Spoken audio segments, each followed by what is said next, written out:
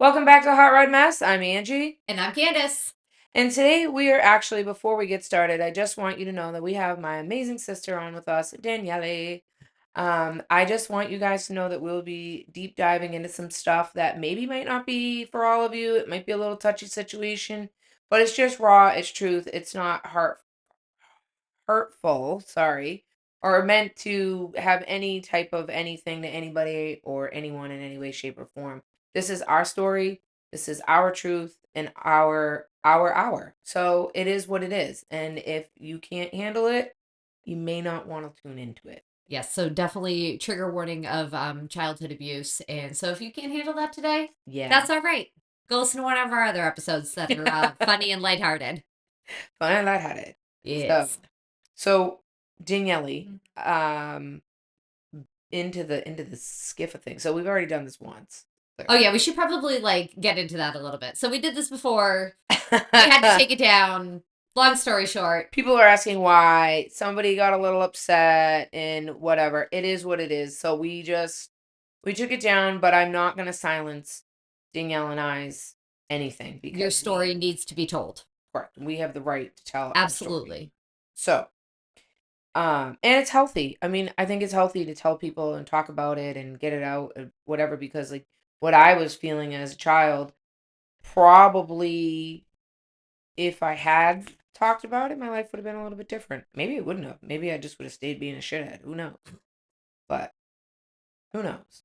So Well, I think it's interesting. One thing you guys said last time was that you never talked about what happened together. Like you guys never talked about this at all. No. And It took an arrest to get us to that point. yeah. Truth be told. Yeah. I know we have a list of questions actually. Candice, you have the questions going off in the Yes. beginning, so I'm gonna let you roll with it. I'm all out of order. I'm sorry, I tossed you all out of order. All right. Well, do we want to kind of do like a quick backstory of like what is the problem? What was the thing, the childhood thing? So Danielle is obviously my older sister. Yeah, 6 years. 6 year difference, yes. And I was the rebellion, I was the little heathen, I was the little shithead kid who ran around on her little trike swearing and yelling and all that. And my sister she was the good kid. We all actually thought that she was the weirdo in the family because she got good grades and she did good in school and she always did what she was told and she wasn't rebellious. She was like the good kid. And then I was opposite, but later on in life, like we thought, oh, she's just weirdo. Really a weirdo. That's the worst. Weird. Whoa. I can say that I was nerdy. No, sure. It wasn't even nerdy. It was, you were very timid. Yeah. But there's a reason, obviously, and we didn't know, like as siblings, we didn't know any of that. We just thought, well, you're not like us, so you're different. And instead of finding out what's wrong with our sister or asking her what the problem is or why she was always so protective over us and why all this, she was kind of left in a shadow by herself. And the other ones of us, stuck together, and she got left, I don't want to say left behind, but left in a shadow. Mm-hmm. And dealing with all of the bullshit that we didn't even know what was going on. And I'm the baby of the family, so I sure as shit didn't know anything, and the whole world revolved around just me. So that's how it went. I would consider myself the black sheep of the family. Yeah. Yes. Which is funny. You're the one who's getting good grades and following the rules, but you're the black sheep. It's kind of funny how that worked out. But when I was 16, I got a job, and then it was working, pretty much since I was 16, minus the 1 year I was unemployed. So I was busy with work, and then I also was in Civil Patrol too when I was 13. So I was kind of because I wanted to go in the military, believe it or not. And I was in my own world with Civil Patrol, which was basically like kids in the military. Mm-hmm. And at one point, our brother was part of that too. Our parents kind of got involved in it. And then in 1997, I had a falling out with the other kids in the squadron, and I left. Mm-hmm. And then and graduated from high school and I had opportunity to go to college, but I effed that up on myself. You know, I was just afraid to. I don't think you fucked that up on your own. I think you just needed the more support. And the fact that our parents didn't really support us in that manner. Like, our parents weren't like, go to college. You have to go to college. You have to get a degree. Like, I'll do anything to help you get there. They weren't those parents. No. They were, oh, well, that sucks. The whole college thing, and I put that on me. You know what I mean? I actually got accepted to a school in Boston, and I was accepted, and I'm like, but this was in 2001, 2002. I had a card pay for, I had my own bills to pay for. I did the same thing. I probably was afraid to leave home. Mm-hmm. I probably, because I am a timid, in my own bubble, I don't like to break out of my comfort zone kind of person. I definitely did not take after our father. I probably took more after my mom. Yeah. You know, because when you think about it, she really she didn't really stray far away from the nest either. No, she really didn't. And even at that, she wasn't really, she's always been a timid human being. She's never stuck up for herself. She's never, she would cower in a corner. Well, that's why your father married her. Pretty Because much. he could control her. Correct. You know. I still can't fight really not like Ange. I don't think anybody can fight like her. You know, I bet you when she's telling somebody off, she doesn't feel anything. When I'm starting to get mad and feel something, telling people off, I'm feeling it, like physically feeling it. Mm-hmm. So I just don't have that fight. Oh no, I just smile. I'm just so used to it though. I can't fight and not I can't fight with my husband without laughing, or fight with my kid without laughing. And then fighting people, like customers, like there are times when I've lost my mind on people, not screaming, yelling, but like told them off. But then I feel it afterwards. Mm-hmm. I wish I could just tell somebody off without any stumbles, without feeling anything. I just want to tell you to go to pound sand and walk away and be like, I feel good, because I don't afterwards. Well, that's because you're a good person. You know. Gee, thanks, You Candice. know what I mean. I knew that was coming. I knew that was coming. But you know what I mean, though. Thanks. But as I'm getting older, I'm trying to give no fucks about certain things. It's very freeing. But It is. it's not easy when it comes to your job. Oh, of course not. You know, but The only person I would have to say, the only individuals that I would have to say that really it hits me and I get really upset inside is husband and my kids. Mm-hmm. Other than that, I will happily with a smile tell you politely to go fuck yourself. Yeah. It's an art. But I have found a way to try to cope with this, after I leave the job and I come home, I'm not thinking really about work anymore. I'm doing something else. I started doing I still read, and I have been doing adult coloring. Adult coloring is so therapeutic. I love it. I got my mother a coloring book for Mother's Day. Oh, I She love loves coloring. I have a lot of coloring supplies, and That's awesome. I was doing it for a while, and I stopped, and now I'm back to it. And you know Cooking and coloring and puzzling. Yes. Awesome. Grace and I always have a puzzle. I We have a have puzzle going upstairs right now. Yeah. Ella started it the other night. I have to be watching something on YouTube or something and do whatever else. And if I'm not coloring, I'm playing a game on my phone that I'm addicted to. But I found a way to cope with that. That's good. All right, so go on. Sorry. No, We're straying off. We're It's talking fine. about you and We me. stray and all the time. Have you listened to our podcast? I couldn't finish watching the one about the lifestyle. Sorry, I was like, no, I can't go down. That's such a good one. It's okay. We take no offense to our dirty episodes not being able No. to be listened to. Do you know how many views Spank Bank got? So many. Like, what the fuck nugget? That was a good one. Although I can relate to, you were talking about the mom car last week, and you was talking about how you letting the car go on low on gas. I get picked on for sometimes letting my car go further to the E. You know what I mean? Anyways. Oh, yeah. Douglas always gives me a hard time. I literally, if I know there's even an inkling he's getting in my truck, I make sure there's gas in it because I don't want to hear it. No, Seth makes I fun used of to. me. I don't anymore. Now I'm just like, oh, Whoops. Maybe they can fill But up by my the tank. but by the way, did you know that our mother, she one time she ran a gas.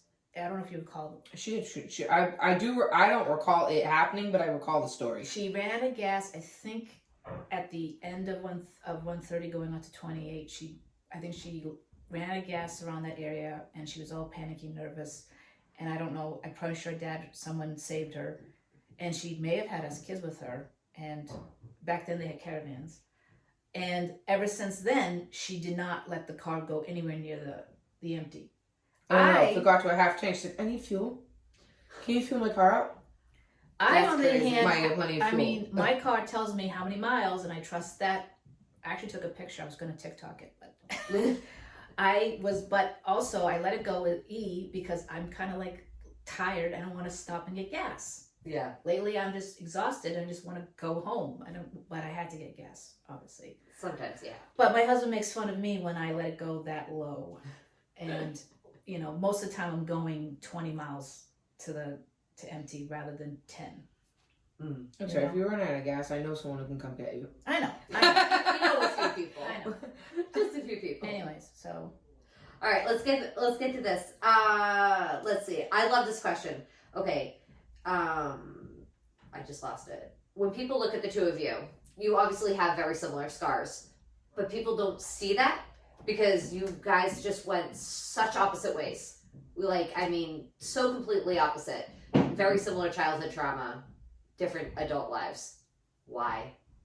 That's a loaded question. Why? People find out that we're sisters. Some people are like, "You're her sister. She's your sister." I'm like, "Yeah, you guys are totally different." Yeah, they're shocked. You guys are very different. Like, if I didn't know you guys were sisters, I wouldn't know. I mean, shocked. It's you're very different people. I think, as therapeutically saying, I think the word is, I went to fight mode. Yes. And Danielle went to a different mode. But then here's the other problem. Growing up, we didn't think, I didn't know that she was going through the same things that I went through. Mm-hmm. And she didn't, vice versa. We didn't know that we were both going through these issues or had these issues or were sexually abused or in any way, shape, or form. I grew up thinking that I was a weirdo and a sicko and just had these horrible nightmares and all this, and woke up, and when I had my daughter, that's really what triggered a lot of it. And meanwhile, I think, and you can correct me if I'm wrong, but I've heard you say, I had no idea that you guys, I thought it was just me. That's true. And that's the thing, so she went into I believe into a sheltering mode, and I went into more of a mother hen mode of protecting the rest of us, but we were just too ignorant to see it. And I went into fuck it mode. I'm gonna bury it. I'm gonna keep it down. I mean, I remember having a conversation with my dad and him bringing me to a guy's house to go have sex. He knew exactly what I was doing. Is this the P-Town guy? No, we've happened multiple times. I only know the one dude in P-Town. No. There was B. We're not going to mention his name. There was B was the kryptonite. Danielle has some trauma from that one. There was which B was interesting because that's the one that he told me, that I think I just recently told you this when we went out to dinner. He's the one. Dad is the one who told me that he was heavily involved with drugs and the FBI and whatever were watching him, and so wasn't other people, and told me that, you need to step away from him. But yet you delivered me back to him. That's insane. You let me spend a weekend with him. When was this? How old were you? 14. Okay, so my I was God. 20 and I was working and didn't know anything. Yeah. So he dropped me off. It was the hotel in Hyannis, across the street from the Steamship Authority and all that, and the High Line Ferry. It was that nice hotel there.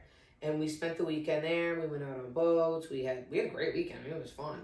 But You're 14. I was 14. There's a huge problem with that. You know that person's heavily involved with drugs and everything else and dealing drugs, but yet you're encouraging me to go. Bringing you there. At least let you sneak out and try and find your own way there. Correct. Mind you, there are people that want to shut all this off, put the blame on my sister. Do you know what I'm saying? Without me saying too many things. Yes. it should be, why can we protect like my kid's 15. Thank God. I don't think they're interested in boys or like that. You know what I mean? They're more interested in cosplaying and all that stuff. Good, that's a better way to go. I would never want my kid at 14 be with any older. How much older was he? Well, he was old enough to buy booze at that time. Oh my God. Yeah. Oh my God. Yeah. Like, Then there was Pilot Guy that I worked with at the airport. I remember him. I thought he had a crush on me. Turns out it was all you. Sorry about that. It's okay. He was a mama's boy anyways, you didn't miss much. Which, Dad probably thought it was okay since he was a pilot. He made sure that he delivered me over to his house one weekend as well. Delivered, she said. Delivered. It was like a delivery service because, well, the sick part about it, when you start thinking about it later on in life, I would never ask my daughter what her sex life is like. I would never say, so what was it like? How did he touch you? How did you like it? But I would never ask those details. And he did every time he came and picked me back up.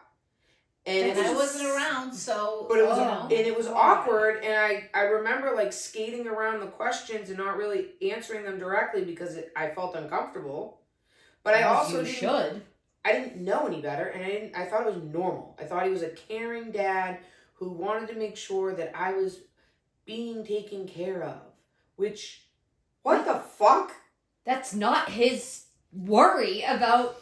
Oh my God. It's awful. So the thing is though, is that that was, my world was treated as a regular. Like it was treated normal. It was treated, he would go out and buy me packs of cigarettes. He would go out and buy us alcohol and everything, and we would have parties at the house. Like it was crazy. But Danielle, did you have the parties and stuff? Did he do that stuff for you? No, because I wasn't into that scene. Huh. What he did was, when I was younger and Mom was working overnights, it stopped at some point. In fact, I remember him telling me he was going to stop, which I told the police when I was being interviewed, that he did voluntarily stop. And then, how old were you? Well, she worked overnights at a local business in the early 90s, so I was 10, 11, I don't know, but that's crazy. I told the police that I think he did stuff to me when I was a baby. Mm-hmm. But and then it continued on. Well, I don't know, because my mom was home alone. She was a stay-at-home mom for at least 8 years. And then when she first went back to work, it was day shifts and like part-time. And I think he worked at least 10, 12-hour shifts doing what he did, doing his career. I don't really remember, because a lot of things I just don't remember. You know what I mean? It's a good thing. Which is probably a good thing. You know, I've obviously coped by burying a lot of things. You know what I mean? But I guess I stayed to myself. I was a couch potato. I remember always wanting to watch TV. You know, I didn't have a lot of friends, and when I did, they came in my lives and they went. You know, I guess, was it my friend who caught you to swallow a penny? Yes. That's a funny story. She swallowed a penny. I got it stuck in my throat. And then we had I believe the ambulance was called, and then she had to have it removed surgically. Surgically removed, because it was stuck like this in my throat, and if it went like this, I would die. I remember this was like in 93. So she was like 7. I did not shit it out, guys. It did not work out well. I did not have experiences with Dad with like Angie. I was gonna become a pilot, so I think our connection was becoming a pilot. It was different. Like, I was in Civil Patrol, so if this was happening Civil Patrol started in 93, 94, I'm 13, 14, she's a kid. Mm-hmm. And then, you know, I'm just busy doing my own thing, like CAP. I don't know if you've ever heard of Civil Patrol. It's an Air Force. It's an auxiliary of the Air Force. And basically, I always called it kids in the military. Yeah. You wear uniforms. You have rank. You get yelled at. Like ROTC. Yeah. Okay. We met once a week on Tuesday nights at the base, which it's no longer there anymore. I think the building has been taken down. Oh, Jesus, I Google mapped it, and I think it's gone. I worked my way up to becoming the squadron commander, the cadet commander. And then one night I had a falling out with the other dopes that I worked. They were all high school students, and I went to high school with quite a few of them. One, he reminded me of Leonardo DiCaprio, where he was the basketball guy and he was like all strung out. Basketball Diaries. Yes. Mm-hmm. That every time I associated him with that. I don't know why, but they kind of just matched. Well, he was one of the persons that caused me to flip my lid and just walk out one night. He was kind of a piece of shit. He kind of sucks. And then when I was graduating from high school in '98, I don't mind telling people how old I am. I didn't have college plans. Mm-hmm. Let's just go back. I decided I didn't want to go in the military. I'm not cut out for the military. I didn't have a backup plan. Mm-hmm. So, I think in my teen years, it was me, Civil Patrol, and then working, and then school, work, Civil Patrol. So you guys had very different, like, he saw you more as like, okay, this was going in the military, and then this one's still my connection to, my weird stuff. I don't know. Yeah, probably. I mean, I was the rebel one. I was the one that. Although you weren't really a rebel, you seemed to be doing exactly what he wanted you to do. Well, yeah. I mean, essentially, I was looking back now, like him telling me about my period. And because mom couldn't talk to, well, I don't know what your experience, but mom could not talk about it. But weird. I'll tell you this real quick. Your father will handle it. That's Why ridiculous. on You earth have a vagina. is my father handling my period? I'll tell you I'll tell you the quick story that I remember. We were watching Roseanne, the TV show. Of all shows. Okay, there are memories that I have that I'll never forget. Watching Bill Roseanne. Crosby. Remember the Crosby Show? Yes. Oh, God. This was an episode where I guess Darlene, the snarky one, she is all grumpy and shit, and then the mother finally gets out of her, what's wrong with you, basically. I had my period. Mm-hmm. What is a period? Mm-hmm. My mother was struggling to explain it. Next thing Dad's telling me. I remember that vividly, and whoever's watching, and whoever thinks that it's not true, you weren't there, I remember it. That's crazy. Vividly, and he had that god-awful book. Yes. I remember the vagina book. It was literally, he flipped open to this page, you had a different book, a sex book, but I had a vagina book that he whipped open, and he was like, and that's how big your vagina's gonna get when you have a baby. And I'm like, what in the fuck? And it's this woman spread fucking eagle like this. She's not with lying. With a head crowning out of her vajayjay. And I'm Real like, picture? oh yeah. Oh my God. Oh yeah. She's not awful lying. book. I remember Awful. that too. That is a devil book. It's a devil book. And let me tell you something. You don't actually, when you give birth through your vagina, just so everybody knows, you don't see it. Yeah. You're up here, not down there. You don't see it. So it doesn't really matter. I never need to see that again. No. In my eyes, I thought it was a beautiful delivery of my children. I don't know what happened down there. I didn't see There it. could have been a fucking massacre. It could have been devil fucking something going on down there. Shoe man, shoe Chewbacca going on. I don't know. I don't care. I pushed it out. I held a baby. Didn't see it for 6 weeks. That's all that matters. And I didn't have to worry because I had a sheet up in front of me. Right. So I just felt the baby coming out. I didn't feel pain. I never. Oh, you C-section too? You didn't know that? Oh, I didn't know that. Yes. I'm double C-section. I have a story about. That's another story I can tell you later afterwards. But Man, we root back to your question. Why I think we went completely opposite. Yeah. It's just that.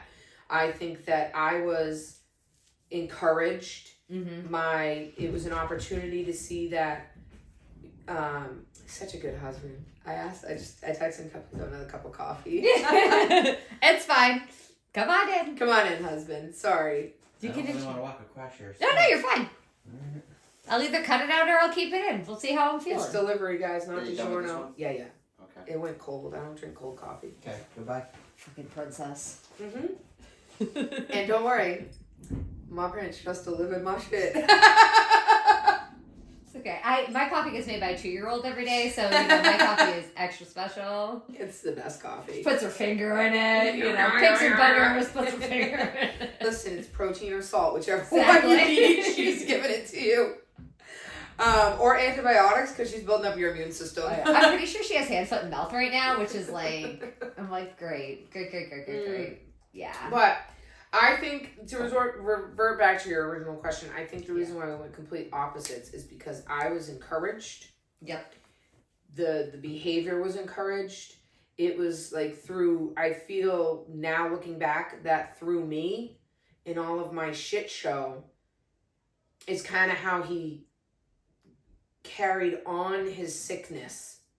I mean, I hate to say it, but it was a sickness. That's what he had. He had Absolutely. a sickness. He had a repetitive pattern of doing this. It wasn't just his kids. It was our cousins. It was their cousins' cousins. Like, it was a repetitive behavior. And, like, would I sit here and say that my mom didn't know? I think it's bullshit. There's no way she didn't know. There's no way she didn't know. I know vividly. I remember sitting there, like, him doing stuff to me, and my mother walking by going, "That's not appropriate," and him telling her to shut up. And she just shut up. But didn't stop it. So, I mean, I think I don't think I was strong versus Danielle was stronger. And the reason why I say that is because I continued to allow it. In some point in there, she either mentally or body language wise put a no down. Mm-hmm. I can't speak to that because I don't know. Right, I just stayed in my somewhere, comfort zone. somehow he figured, oh fuck, I'd have to stop doing this because I'm gonna get in trouble. And then it came down to me, and it was, I'm gonna allow her. I mean, think about it. If I allowed my daughter to go out and party and get drunk, and I bought her booze, and I bought her cigarettes, and I delivered her to her boyfriend's houses and let her spend the weekend with them, and I did all this shit, well, naturally, she's gonna do whatever I want, and she's gonna be the fucking best kid for me, and she's gonna be my little princess, because I'm encouraging her shit behavior instead of telling her no. Yeah, you're letting her do all the crazy shit that she wants to do. Correct. And And in reality, as a parent, you're supposed to be like, nope, hit your brakes. You know, and I have a daughter who's just like me. She's a better version of me, but she's a better version of me because I'm not going to allow it. I'm not going to allow her to go to a boyfriend's house, some older dude, for the weekend. I'm not delivering her there. You know, it's not happening. I mean, and she's at the point in her life now where she's exploring things and doing things, and I'm like, whoa, girl. No. But you don't understand. No. I do understand, because I've been there. The difference is no one told me that it's not appropriate. You know, so I got... When I had like, I have this bad feeling of this or that or whatever, my dad would just say, it's not a bad feeling. It's okay. It's good. It's all right. because he wanted your stories at the end of the night. And I never did anything wrong. I mean, if you think about it, in the household, I always was daddy's little girl. I never did anything wrong. My brothers used to, when we would sneak out, they would ship me in the house first, because he wouldn't scream and yell at me or anything, but he would them. He'd hit them. He'd smack them around. It didn't matter, but me, he wouldn't. And he was a yeller. He was a screamer. He was a yeller. He was abusive. Verbally, physically, emotionally, sexually. He was abusive. He was just an abusive human. And I think because of all that, and because of me being allowed to run amok, so to speak, is why I went down bad roads. And I chose to be part of bad things, such as being involved with people that were selling drugs. And I don't care, like, I didn't physically maybe, like, hand you the bag of weed or hand you the bag of coke or whatever. But I'm standing next to the person that's doing it. I'm just saying, I'm just as guilty. No, so you said you think that you're less stronger than Danielle. I think you're both incredibly strong that you overcame any of this. I just think you guys just went both completely different ways. I mean, that's really the long and short of it. And, you know, like I think we did. Yeah, I don't think you did. If you think about it, I didn't know, like, and I've talked about this before on different episodes. I didn't know how to love, like, true, actual man relationship, passionate love. No, because you were taught that sex was love. Correct. Until I met my husband. And he's the one who taught me that you don't have to yell to have a conversation. Mm-hmm. You don't have to be violent. You don't, mind you, guys, I've never hit my husband. I've never abused him. Verbally, probably yes. Almost done. Mentally, with all of my goddamn personalities going on, somebody in there abused him. But he's the one who taught me, like, it's not acceptable. He's the one that taught me that my dad's behavior was, and he didn't know anything, like, until recently, about a year ago, is when I actually opened up to my husband and shared anything that's gone on in my life. And he didn't know any of it. He didn't know my backstory. He didn't know anything. Been together for 18 years. Yeah. Do you open up to your husband about it? Do you talk to him about it? Well, I told him in the beginning about the thing. As much as you can remember. Yeah, I mean, did I tell this story before? I don't know. Doesn't matter. Tell it now. Okay. Well, I don't remember why or exactly when, but when I first moved in with Seth, he worked overnights. I wrote him something happened where he got me to. Oh, I think you told me this, and you told me that he asked you to tell him something that about yourself that nobody else knows. I can't speak to. I don't remember how it came about, but I remember I wrote him a letter telling him that I was molested by my father. Mm-hmm. And I left him the letter, and he read it when he came home, and he came to the bed and hugged me and all that stuff. I told that story 5 years ago with the cops. I'm telling that story now. I've never lied about anything that I have said publicly. Mm-hmm.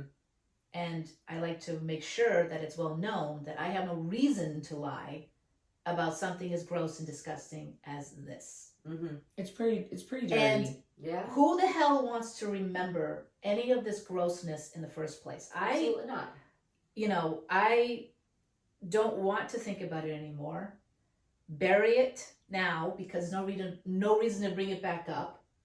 And because when you think about it, you feel gross. Literally, I have this feeling of grossness if I even think about it. Mm-hmm. But unfortunately, 5 years ago, I had to think about it because I'm accusing my father of something heinous. Huge. So I have to bring up the memories, but I did lie then, and I'm not lying now. And all the stories I remember, I said 5 years ago, and I'm saying them today. Mm-hmm. But I remember writing my husband a letter and telling him about it. I don't remember what started it. I don't remember. We have different versions of it. Mm-hmm. Unfortunately, he says I don't think he has the letter. Would have been nice 5 years ago, though. To still have. And, I have been shamed without saying any names or what have you, shamed that People in our family have shit on us, basically because of I it. have been shamed. I'm not going to use the word victim blaming, but I'm going to say shamed. No, you were straight up victim shamed. Right. Well, well, you know what? I've risen above the victimhood crap, anyways. You don't have to see yourself as a victim. No. You're not a victim. I'm not. You're a conqueror. But I was shamed because someone in this family, you know who you are, thinks that I'm at fault. If you knew that Dad was a bad person, basically, and did stuff like that, why did you bring a kid around him? So That's crazy. Here's the thing, though. And this is what's really frustrating. So when I had my daughter, this fucking corset is itching the shit out of my armpits, and it's about to be fucking taken off, and y'all about to see me become a nudist here. This is fucking retarded right now. Why'd you wear it? Because I'm covering up my flappy and flapping Jack. You So need a really good bra and stuff it in, I guess. I can't because Flappy and Jackie don't stay in the bra. They're There's fucking, two different things Yeah, going on over they're there. fucking like free willing it over I'm here. sorry. It's alright. They're gonna get poofed back up. But anyways. The problem is, so when I had Ella, Yep. I never wanted a girl. My whole life. I never ever wanted a girl. And I begged and pleaded never to have a girl. Never wanted one, never gonna happen. And I feel that I'm gonna say it, my dad stripped me of that the joy of having a dog. joy. Mm-hmm. And the reason, and I thought for years, until 2020. It was on my birthday, 2020, when I got that phone call. And I thought for years, and then I still, even to that day, until I showed up at the police station, to that day, I thought I was just sick and twisted. Maybe I watched one too many Lifetime movies as a kid. Maybe I was the problem. Maybe this wasn't really real. Maybe that I just am so infatuated with sex that I'm the reason why I'm putting this all into my mind and whatever. It wasn't. And the reason why I know that it wasn't is because somebody and I had the exact same dream, and we could both finish each other's dream. And I've never, ever, ever, ever discussed that dream. Not with a single soul. That person was the first person I had ever discussed that dream with. And why the fuck were they able to finish it? Secondly, I remember very vividly in my mind being brought home from school and sitting at the bus stop, and my mother picked me up. I wasn't sitting at the bus stop, sorry. I got picked up at the bus stop, and I was walking home from the bus stop, and it was at the top of the road. And my mother was holding my hand, as she normally did, like whatever, it was normal. And she said, "You are about to be interviewed by somebody at the house. You are to tell them that nothing has ever happened to you." And as she's saying this to me, she's squeezing my hand. And I said, okay. And out of fear, I sat down at the table. The woman was sitting across from me, and I sat down at the table, and she interviewed me and asked me questions. I don't remember what the questions were, but I remember sitting there saying no. And out of fear. And the only other reason why that I fucking remember that, clear as day, and know now that I'm not a fucking sicko, is because that day that I went to the police department because they wanted to come to my house and rip apart my shit, and little did the police department know was, I know my rights, I know my fucking everything, so you can go fuck yourself. Okay? To the point where, at that time, I was also in the middle of a custody battle with my oldest, and I didn't want any of this brought to my doorstep. But then they said, oh, well, it happened in your backyard. So he was arrested for sexually molesting a neighbor's kid. that was And they said that it was happening in my backyard while I was at work, because I let them use my pool and whatever.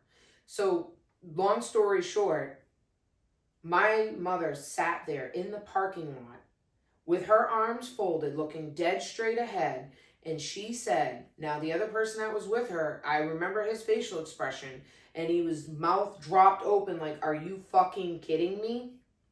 And she said, you are to tell them that you were home and you were with him the whole entire time. Do you hear me? And let me say, you know how you know if someone's telling the truth? They repeat the same story over and over and over again. 5 years we've been saying the same story. So it's not a bunch of fucking lies. well, and there's The all same these, stories, the same events that we remember in our heads. yeah. Right? And it's not just you guys; it's other people. Like, this happened. He was arrested. Like, you It know, happened. It was a thing. It was. It was all in the fucking paper. Yeah. You don't just get arrested for all of this and go to jail because you didn't do it. No.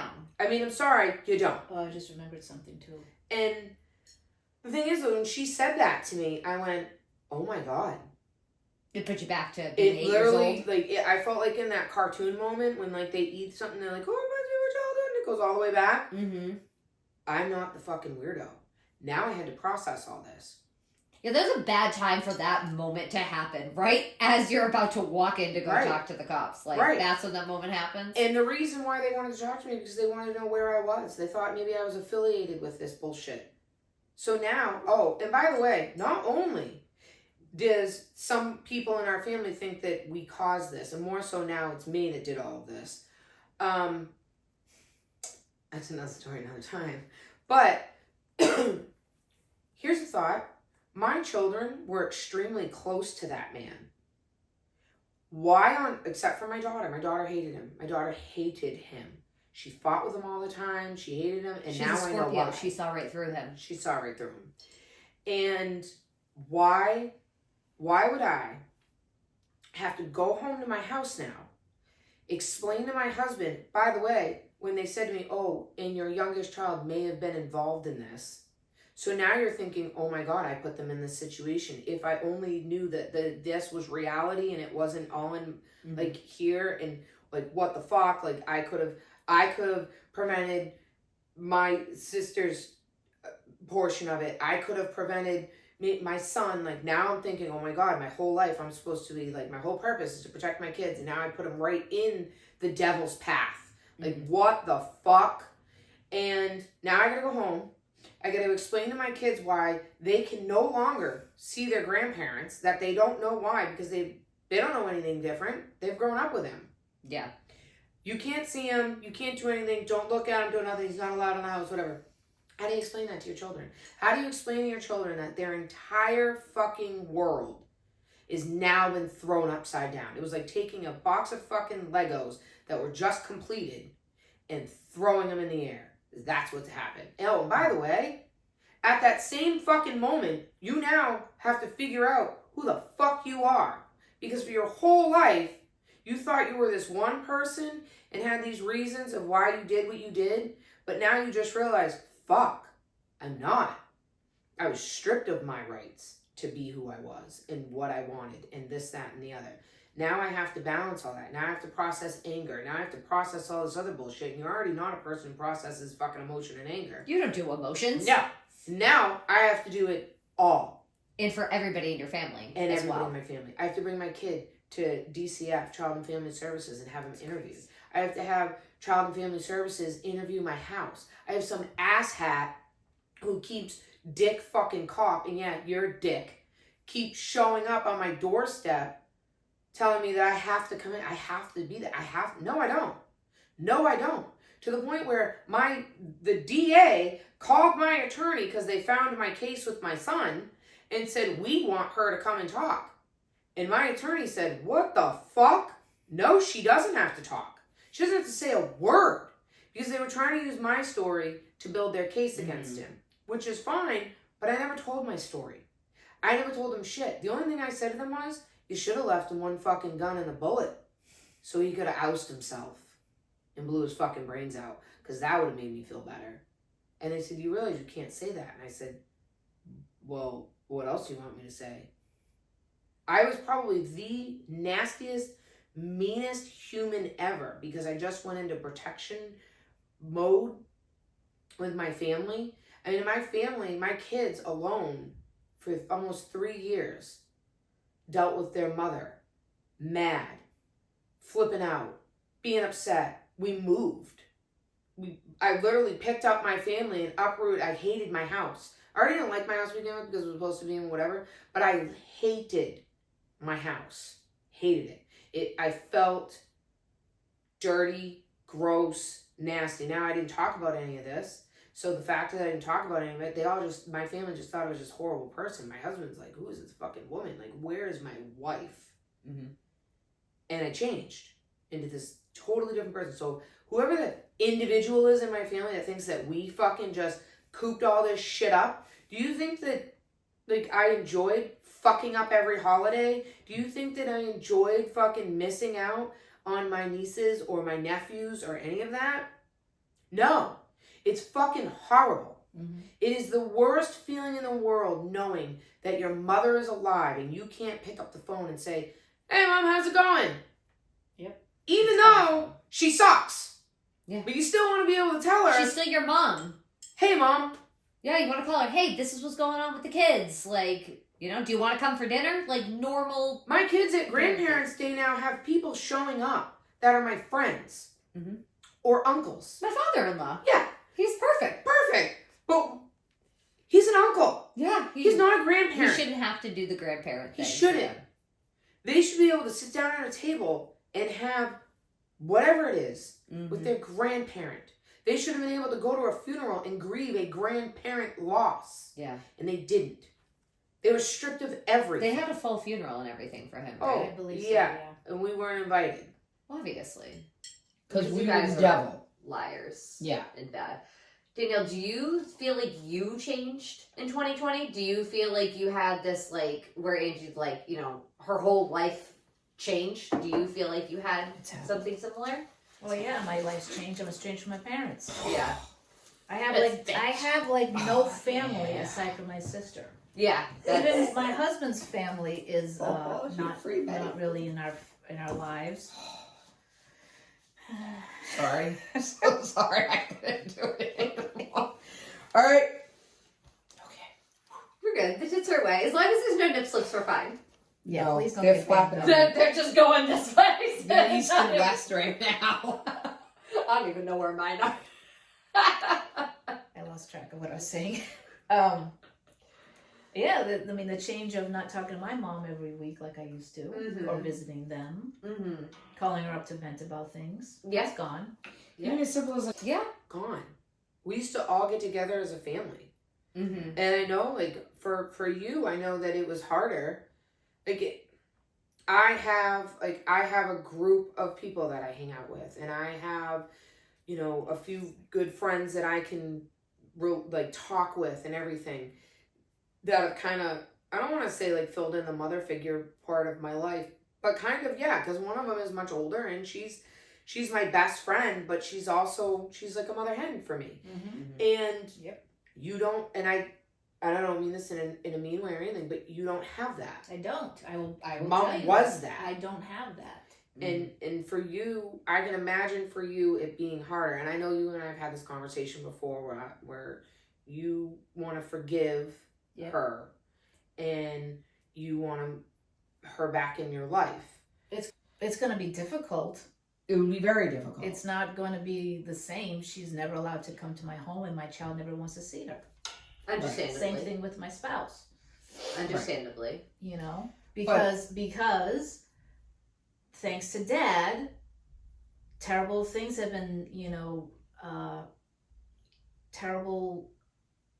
Oh, what's the word I'm looking for? Like, the family members think that my husband's a jerk. He's the asshole. For protecting your daughter. You know what I Oh mean? no! How dare he Like- do the right thing to protect Like his my child? husband, my husband went to the parole hearing when he was gonna be up for early parole. Just Which remember. is insane that he even could go up for parole. Right. Just a side note. Side note, right? But I'm a loner. I've always been a loner. Same girl. I have work. I have people that I work. I guess you could say she's a work friend, but we don't hang out of work. That's okay. But she and I talk, and I socialize with people at work. But at home, I'm to myself. I want to just be okay with that and live my life. Okay, Mhm. That's the way I've always been. So I've dealt with being alone. Mhm. I can handle being away from my husband too, for a whole day, maybe a few days. I can't. Good. I can't. Good. He was like, maybe I'm gonna go up north and deliver, and I'm like, I don't want to go up north, and I want you to be home with me. Yeah. She's like, well, you're going to record, so like I'm gonna do some stuff. I'm like, can you just wait till I come home? I want to go too. I want to do that stuff too. Yeah, I want to go to Home Depot too. Let's go to Home That's Depot. because we're not doing anything. He's gonna go golfing with a friend, not today, but on Wednesday, or you know what I mean. And Mhm. my point is I'm okay. I'm alone. Like I can survive being You're okay with that? being Like like solitude. yes. It's sad though because I don't just not have my family, aside for Angie. I don't have my husband's family. Really. Mhm. They're all away. They're in New Jersey, and And then, like, think about our holidays. Like, our holidays were so But chaotic. you know what? And Nani, our grandmother was the glue, and then our mother was the glue. yep, Do you know what I'm saying? but it was always chaotic, and it was always great to get together. Like, my kids don't see it. Like, the younger one doesn't remember it at all because he was little, and he'll say, "Oh, I wish I do remember kind of getting together, but I don't really." But my daughter is like, "Well, I miss that uncle. I loved hanging out with him." And then we would all get together, and they would all hang out, or we'd all have barbecues, or we'd have this, or we'd have that. We don't have that anymore. That's been gone. Now, for like me, I only have William's family. I mean, it's a great family. It's Hey, an we're a awesome pretty good family. It's an awesome family, but I wish our family was like that. correct, more like that. They would have been awesome. Correct. More like that. They would have been awesome. So just be a member of our family. Yeah, she is. I know. Just Yeah, be another I mean, parent. listen, when you have your dinner, your family get-togethers, the Easter, the whatever. No, Easter wasn't this year, right? No, I disappeared. To Right, AC. you went on vacation. Yeah, thank you. I appreciate that. I got a holiday off. Christmas, whatever holiday it is. Yes. Do I sit there and And I just, took the leader of the pack. That's why I got out of it. It's the only No, reason but why. I know what you're saying, Danielle. When you're, we're all loud and there's a lot of us, and it's, I may be sitting there not saying anything, but at least I showed up. It's awesome. I you're showed up. there. But we love that you're there. And do I look around and wish that our family was like this every single day? All the time. I wish that we just grew up with less drama and just, a little more, Normalcy. yes, like the dysfunction and the abnormality is bothersome. Mm-hmm. You know what I mean? Yeah, but it felt like it was your normal as a kid, and now you realize as an adult that's Well, not okay. like 20 years ago, You realize, definitely when you get married, yeah, you realize that. you're like, I want to live normally. And But then you get shit on. Like, our family kind of shit on us for being normal. Like, I remember so many times my husband and I just having a dispute, and I go over and talk to my mother, and she's like, you can leave and just move home. Why That's- would I leave my husband and move home? Yeah, that's Now, we weren't married at the time, but we were solid. Like, we had kids together. We lived together. Like, why would I Yeah. leave and move home? I'm like, you didn't leave Dad and move home, and he's horrible. yeah. Like, If anybody should have left, it was your mother. right. She's like, well, we'll take care of you and the kids. Just leave the kids here. Leave this here. And then I started thinking to myself, were you the coach? Were you the baiter? sad because the woman was all about family too. Yeah, and that's She wanted all of us to be with. Why do you think none of us really left? yeah. We never left. She When made I it so live in that the it same town. Yeah. I grew up Yeah. in just less than 10 minutes Well, they away. also never encouraged us to leave. Like, Yeah. to spread Well, our wings. yeah, They well- never did. He wanted you guys home. He Yeah. wanted It was you like, for your stories and keep Yeah, but I a homebody, and I always was. I think I was afraid. Like I could never live. When's your birthday? July 12th. All right. Just cancer. Mm-hmm. I'm. I. So used to us always being around. I guess. Hmm. And That's it. Like, it's not like I had tons of friends that my friend so and so we're gonna get an apartment together Mm-hmm. and move out and go to college and all that. No. Yeah, and you weren't running around chasing boys like us two hoe bags. So Because my chasing boys days ended okay. I mean, I got the boy I was always chasing at the end of the day. I never had luck with guys until I met my husband. yeah, He's pretty nice. He's a pretty nice husband of yours. So I mean, Yeah, he has his moments. yes, his moment. He needs a rude awakening for sure. They all do at some point. Yeah, That's they how all it do. works. Mine had his last year. So, Mhm. Oh, I got one. If you could both go back and talk to your younger selves, what would you say? run, Forrest, run! the one thing that I always wish I did was just have career plans and move on and do better. Yeah. Because, I could have tried harder. I'm not that bad of a looking person. I probably could have went to, like, say, college in Boston like I was accepted to. Mm-hmm. Maybe found some guy, had some new friends, what have you. I mean, if I did move, I was in New England School of Photography, and my grandmother who lived in Somerville, yeah. she would have let me live there. Mm-hmm. So you would have a place to live. But I had a car, I had bills, and I probably was afraid to move out. But do you think that the abuse kept you tied to home? Do you honestly, I don't know. Yeah, you don't know. I think that I'm just, once again, I was a homebody, Mm-hmm. and I liked being around people that I knew, Mm-hmm. feeling like you're around people that you know, basically your parents, your siblings. Well, so that makes me think that because you have this trauma of like, what if I go out in the world and something worse could happen? At least at home, you knew what the issues were, but out in the world, Honestly, I just don't know. Yeah. I don't know. But if I could go back and start, I would have a career plan in mind. I would not be doing what I'm doing. Mm-hmm. I could have, if I tried harder, I probably could have gotten to the aviation industry, just not being a pilot. You would have been a badass pilot. I know, but I'm just Well, you're so calm and just like you totally could do it. Like You totally be a badass well, I am a pilot. good navigator when I'm driving. That's good. And I am got that leadership quality but it's about fear of like learning how to fly planes, you start off small. Mhm. I got airsick and those things. And Ah. Cessnas, especially in the back seat. Because they're like a tin can. Right. But you train in small Yeah. planes. I'm and not then you getting in one of those. And also, let's be real. I will be the first to admit it. I am not the kind of person that likes challenges. I don't like things to be complicated and difficult. And I could not handle more than one kid. I'm glad that the universe said no. You should just have one. I'll be first to admit I don't like super difficult things. You don't want the chaos. I don't. Where the two of us thrive on chaos. Things are already chaotic as they are. I don't like things to be difficult. I like them to be easy. You know what I mean? I wouldn't tempt to I get bored when I don't have chaos. No, I don't know what to do with myself. Yeah. That's where we're opposite, you know. She thrives on like meal prepping, all that stuff, and That's because she's a Leo and they're just crazy. not to mention the fact you have more time than I do sometimes because you have your whole Sunday to do that. I don't have a Sunday. I work. Mm-hmm. Well, not anymore. Fucking racing. Oh, that's right. That's right. I'm sorry. Fucking racing. But anyways, From I will cheer take racing. responsibility for me and for how I live. But at the same time, I have to accept. This is me. I'm not going to change. Why do I have to change? I've survived so far. So you don't feel like everything coming out it obviously had an effect on you, but it didn't, where I feel like Angie's whole world went upside down. You just kind of like kept going. Right. I mean, I hate, the last 5 years have been horrible. Mm-hmm.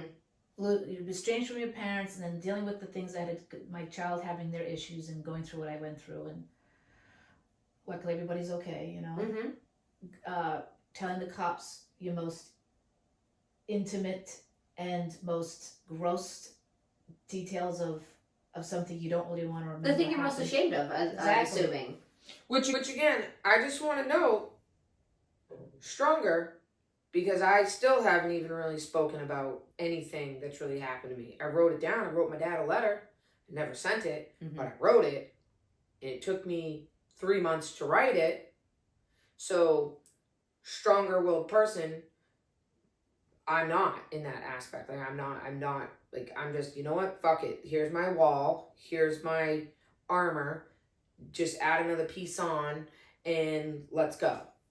Mm-hmm. That's the difference. You know, Mm-hmm. That's the difference. You know, my real true wish is that we can just come to, what am I staring at? Candice is always checking timers and shit and making sure. Okay. So she's glaring around looking at shit. Yeah, just making ignore sure- me. I'm still listening. I'm here. I'm just looking. I don't trust myself not to keep recording. I've had too many recording problems. All right.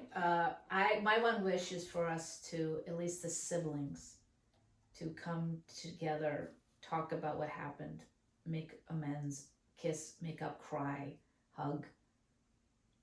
He's gone. What? He doesn't have a hold over us anymore. Just be an adult and just admit that there was shit going on. And the two sisters here aren't.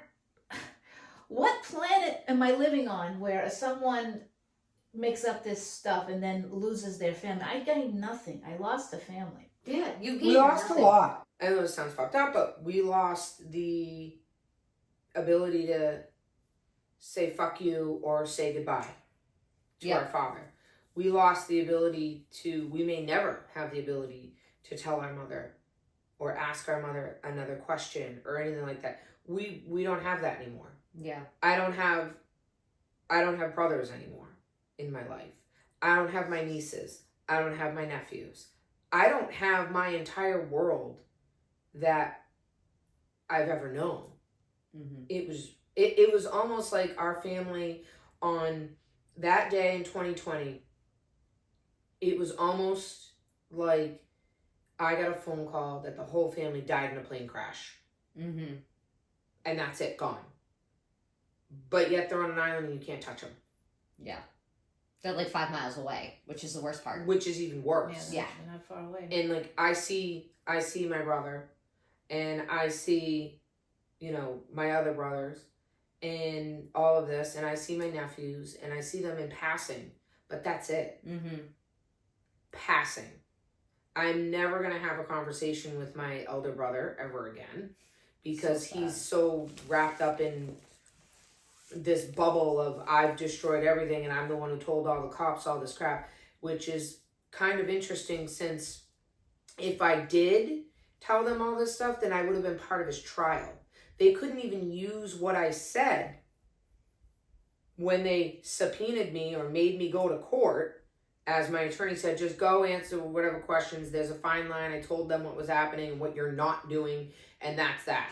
They couldn't even use what I said in his case because it had really nothing to do with his case of what was going on. The DA told me herself that she could only focus on the current, Yeah, there's a the statute of current limitation. complainants. Right. Couldn't really use the past. Mhm. And and believe it or not, I was glad when they arrested him for mine that it got dropped because I really didn't want to testify against him. Yeah. I was petrified to see him in person. It's terrible. Giving me probably the dirty looks, and then of course my mother and her friend over there that's ruined everything too. You should be ashamed of yourself. But That's nothing. Who the fuck says that? You should be ashamed of yourself for ripping up. You destroyed this family. no, I'm saying that to them in public. They should be ashamed of But themselves. they But- shamed me for talking to the cops. That's You crazy. don't go to the police. You were abused. You have every right to talk about it.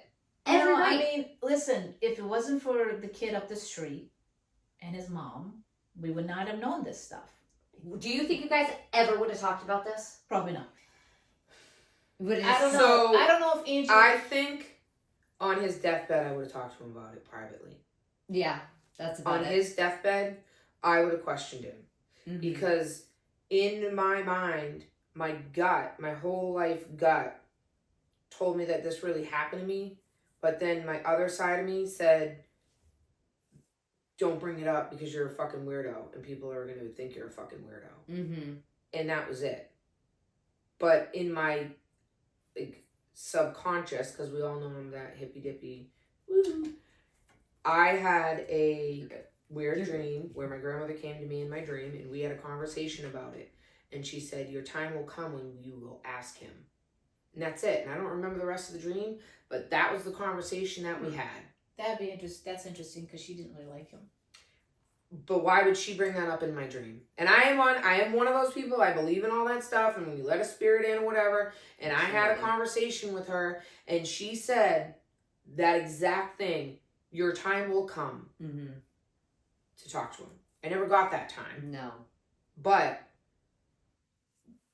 mentally in my head, I always wanted to question, like, is this really real? Is this really happen? Did this really happen? Do you think he would have admitted it? No. No. I was going to bury it with him. Mm-hmm. I You were was- done with it. You I were was just going to just bury the secret and maybe bring it up to my mother when it long, but I don't know. Mm-hmm. Obviously, he played with fire and he got burned. Mm-hmm. And didn't think it was going to happen like it did, but it did. Mm-hmm. But I didn't go to the cops. No. I'm not the one who What's went the to thing? the Like, we police. didn't Go to the police department. First of all, You resisted them big time. I did. I mean, I was are you willing to surprised speak. by that at I all? was willing to speak when the cop asked me, "Do you want to talk about it?" I'm like, "Yep." So my thing is I go into fight or flight mode. And I went into fight mode and Protect my protection. family. And protect my family. And we have, for us, like, we have a business. Mm-hmm. We've worked our ass off to get where we are.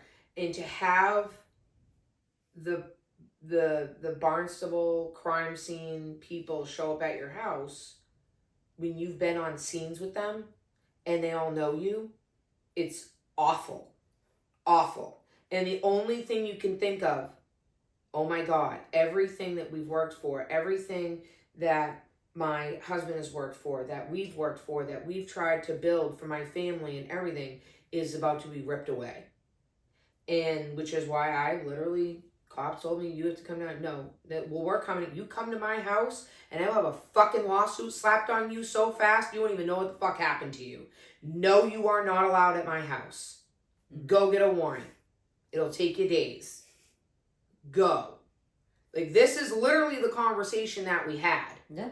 And literally, when I went into the police department, and sat down with them, they said, like, and it's kind of funny though, because later on, like a year ago, I actually had to go to the Sandwich Police Department for some stupid shit my daughter got herself into. That wasn't good. Ugh, dumbass. She's a good girl though. She's just stupid. She's a teenage girl. Yeah, she's a teenage girl with fucking Snapchatty. But Hate Snapchat. when they saw me come in, they went, "Oh, it's her again." They don't want to talk to me. They don't want to talk to me because I told them flat out then, go fuck yourself. Yeah. You're number one. Fuck off. And the woman who interviewed me with my dad's situation said, I took on to interview you and talk to you and everything because like our kids went to kindergarten together, like blah, blah, blah. And I remember just being so blank. And I looked at her and I said, if this is true and this is what he did, I will support my sister in any way, shape, or form, but I will not, under any circumstances, bring my shit up or talk about anything that's ever gone on with me. And if he did anything to any one of my kids, you better leave him in that fucking prison cell because I will take him the fuck out. And she looked at me and said, you realize that you're on recording. And this is how dumb like our other family members are. My entire interview was recorded. So if you actually had a brain cell and my words were used in a courtroom, then you would have heard it, you would have known it, and I would have been there because they legally could not ever use any of my stuff that I said or that I did in a courtroom, ever, without me being there present or attorney. And you think for 1 second, you stupid fuckface, that I would ever allow anybody to use any of my shit without me having an attorney present or me being there with an attorney? Never. No. Never. No. It would never happen. And in October of 2020 was the last conversation I ever had. And it was because the Mashpee officer kept showing up on my doorstep and he kept showing up on my doorstep. Like I would come home with the kids and this guy would be walking up my lawn. And I would literally have to say to my son, please go in the house, take your brother and sister in the house. I'll be in a second. And he would go, we really need to talk. And finally I said to him, you are crossing a line that now I am going to file harassment charges against you. Either go get a subpoena and drag me to court or fuck off. That's when the DA dug deeper, found my legal battle with my son, and then stepped in, tried to intimidate my attorney, by the way. And my attorney was like, go fuck yourself. She doesn't have to talk about shit, and you can't make her. And that was it. And I remember the day that I went into court I said, fine, you leave me alone. I'll go in. Then they wanted all my camera system. I hired an outside party to go through my camera system because I didn't want them having anything to do with anything. I wanted nothing to do with it other than to support my sister. And that is exactly what I have done this entire time. I will support my sister. That's it. Mm-hmm. And for that particular individual to even behave in that manner or shit on me, fuck you. Yeah. Fuck you in the bus you rode in on, motherfucker. Yeah. Because I didn't do shit. And if you want to go through your life believing that he was the saint and we were these horrible humans and we made all this up, that's fine. But at some point, you're going to get dementia or you're going to get something and your past will always catch up with you. And that is the reality of it. It always comes back. And when that happens, God give you grace. That's all I got to say. I was gonna say something. It's so shitty. It's so shitty that your whole world's crumbled and then you lost your family, and it's terrible. It's awful. It breaks my heart for the two of you. I mean, it really does. Like, no child should have to go through that at all. And then have to then relive the trauma as adults. Well, I think reliving it as an adult is worse. Yeah. Because then you kick yourself in the ass going, what if? Why didn't I stop it? Why didn't I yell for yeah. mom? Why didn't I do X, Y, and Z? I think if we yelled for her mother, I don't think Why she would have told you to shut up. She had such a fear for our father. I wonder what he did to her to brainwash her so badly. She probably didn't want to go back to her parents. Oh yeah, there was that whole thing. She didn't want to be a failure. This is based on what I remember. They didn't really like him. He's 17 years older than her. Mm-hmm. He had a whole life before he met her. Yeah. And their engagement, their quick engagement, is just red flag right there. Yeah. Very sussy. So, she was afraid to drive on the highway, by the way. So he was the only way she could get to and from to visit her family. Now, had she been able to get in her car and drive up there, maybe a different story. But she was very much so not independent. no, My mother was very far from independent. She had to have that sense of someone taking care of me all the time. And he gave just enough to make you feel like he was doing the right thing and he was a caring and loving guy and blah, blah, blah. So that you stayed pulling along on the fucking fishing wire. But if you really reeled it in, he sucked. Yeah. He was a horrible human. He was not a good guy at all. No. I mean, on their anniversary, he went out and bought himself a tractor. Lawnmower. Sit down lawnmower. Didn't even buy her a fucking card. I think we talked about this before, where she would go out for his birthday, and he did. and then when it came to her birthday, it was a We would family plan it. dramas. When we got older, we would plan it. Mostly, I think you and the others. We would plan it. That's how it went. And it wasn't someplace special. It was Yeah. It was like we were making dinner for her, or making her a cake, or something like that. He would never. And his reasoning behind all that was, she's not my fucking mother, but she's your wife. She gave you children. She gave you this life. She gave you like all of this. Like, why is she not on a why is she not on a pedestal? Yeah, that's crazy. Like in my world, I'm very much so on a pedestal. Same. It gets how it works. Nope. Nope. But it's Not my world. like my husband. I'm gonna have to start, Crack the whip, Danielle. Come on. Crack the whip. It's not easy. I got one tomorrow. No. But the thing is, like, it's why was she in fear of buying a pair of shoes? That's crazy to me. Why was she in fear of like dinner time? Your father eats at 6 o'clock. Mom, we don't eat dinner until William gets home. Like, that's how this works. He's gonna be mad. Oh, here he goes. And you could see the anxiety in her just start and go. And then he'd be like, "Bah, fuck dinner, blah, blah, blah." And it wasn't until my husband said, "No, thank you. You don't get to come into my house and yell at my wife." No. No, you don't. That's And it was a big thing. And then I had the other family members calling, "Did you really kick mom and dad out of the house?" No, he said, if you can't respect her, you can't be here. This is valid. It was your house. It's my house. Mm-hmm. And that's what I'm saying. Like that's why, like, for me, my husband was the one who taught me. Mhm. That's not how you behave. No. The Barron family is the one who taught me. Yeah, they've had a rough past, like the older ones, not so much the younger. I mean, she did, but not as bad. She didn't deal with the alcoholism and all that, but they had a good foundation. Mm-hmm. They've always had that family They take foundation. care of their mom very well. Oh yeah, she is on a She way comes high first. pedestal. She comes first. Even getting a new car. Yep. And William really, really, really wanted to give his mom a new car. He finally made it in his life, and he's very thankful for her. And he said it'll probably be the only brand new car that my mother will ever have, and that's why he bought it for her. Mm-hmm. I mean, you realize if our mother was around, she would be exhibiting an enormous amount of jealousy. Oh, 100%. And then, Could you imagine if she saw my house? like, yes. And, And you don't think she's looked it up on Zillow? Of course she has. She might not have. She might not have. my But- point is like,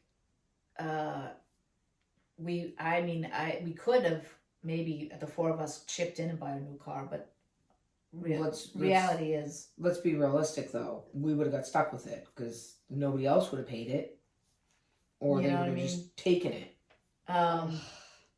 Terrible. well, she'd be like, if Dad didn't when he retired, he did not spend time doing the one thing she probably always wanted, which was a new kitchen. I bet you she still doesn't have a new kitchen. No, she can't. Now the home's not even hers. Right. Oh, Better not say that publicly. I'm gonna get in trouble. it's public knowledge though. So that's public knowledge. You Yeah. just look it up in the registry of deeds. Everybody in the universe could look that up. Yeah. So. I don't want to be called a two-facer because I still talk to you. It's not, I don't foresee it, Oh, you have no context at all. What's going on? oh no, Candice is like, what the fuck are I'll you just talking wait. about? I'll just wait. Well, I don't. Well, first of all, you have a lot more than one piece of paper there. No, so- no, you're Yeah. fine. Okay. You're fine. Well, the You're joy of it actually is, hitting all of, like, Well, we're hitting it. if I can, I'll tell the story then. Yeah, if I need to cut it out, I can cut it out. It's no big deal. A few months ago, I wrote my mother a letter. Okay. I said in the letter, basically, I have a copy of it. I don't want to make amends with you. I don't want to make amends with you when you're on your deathbed. Mm-hmm.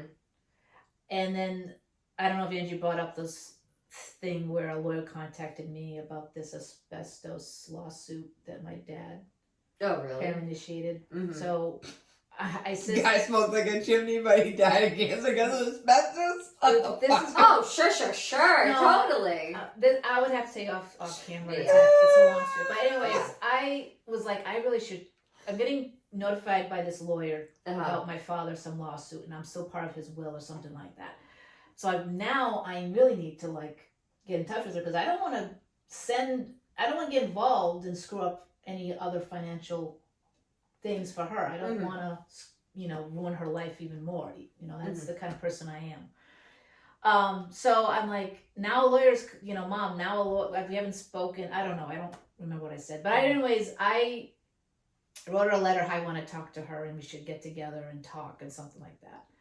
And I have a picture of Mom and me when I was a baby. When I was born in the hospital, there's a picture of her and me when I was an infant, newborn. Mhm. I have a picture of me and my kid when they were born. Mm-hmm. It's exactly like the same setup where the picture is taken from, she's looking to the right, so someone's taken the picture from this angle. Mhm. And so she's looking to the right of the camera, Mhm. holding the baby, which is me, is on the left. Mhm. Same position with me and my kid. Oh, that's funny. So I took the pic, and I have the picture from my mother and me in the hospital. It's actually a copy from her photo album or something, and I have that picture behind the picture of me and my kid in the hospital in my kid's photo album. So I took those two pictures, copied them on my printer, which is colored, and I sent the two pictures to, hey, look at this. You and I had the same picture 30 years apart. Mm-hmm. And I said, please tell my brother to stop hating me. Mm-hmm. Well, maybe a week later, the brother calls me up, Mm-hmm. and we end up speaking for 7 hours on the phone. Wow. And, he's all different things are being said and trying to paint the picture that my sister is the bad guy and she's done this and that and blah, blah, blah. And for like a day, he almost had me thinking that Angie was the shithead. That's crazy. So 2 weeks ago when we went to dinner, I finally told the whole story because I feel guilty. So now am I a two-facer? Because I'm on my sister's side more than your side, but I also... It's not really a side, though. I also apologized to him about the other topic in the other episode that got us in trouble. Mm-hmm. I apologized about the whole assumptions of the home. Mm-hmm. Because, let's be real, I wasn't there. Mm-hmm. I was just a witness to the dramas afterwards. And then he's telling me all this and that. Then he's The telling short me... of it is that what comes up to it is that I think that the biggest thing about it is he has his perception, and then that perception was painted again. The link in here is our father that painted this horrible perception of me doing whatever, which is not accurate. And then our father painted to us this horrible perception of him being, I've done everything for him and you know, if it wasn't for him, he wouldn't even have that, blah, blah, blah. Like, all this shit. So when you're hearing that your whole life on how their house could have been paid off if they weren't helping him. Their house could have had this if it wasn't for him.